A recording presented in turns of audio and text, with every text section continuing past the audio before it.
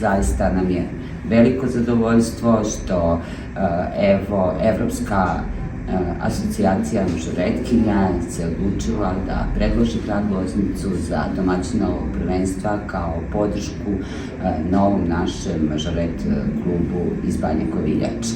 Za vrlo kratko vreme, za manje od 3 meseca, zahvaljujući sjajnoj trenerici, našoj Petri Golić, saradnici, naš klub je potpuno spreman da i on učestvuje na ovom takmičenju. To će sigurno biti velika atrakcija, a veliki značaj za naše devojke da se priključe ovom vežbanju, mažoret plesu, jer je to savršen spoj plesa i sporta i zaista jedan sjajan način da se provede svoje slobodno vreme, a takođe i nama kao turističkoj organizaciji puno znači za turističku promociju našeg grada.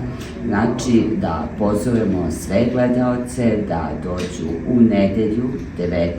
maja od 11 časova na šetalište, odnosno u našu ulicu Jovana Cvića, na platovu ispred Vukovog doma kulture će biti održano ovo državno prvenstvo u mažoret plesu pod pokroviteljstvom grada Loznice, a u organizaciji Evropske mažoret asocijacije. Na takmičenju će učestvovati 5 gradova.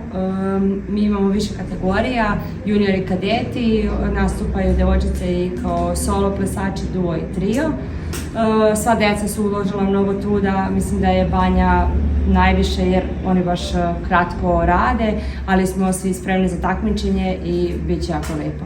Dolaze nam sudije iz Evrope i Srbije koji su licencirani i mislim da će biti fair play.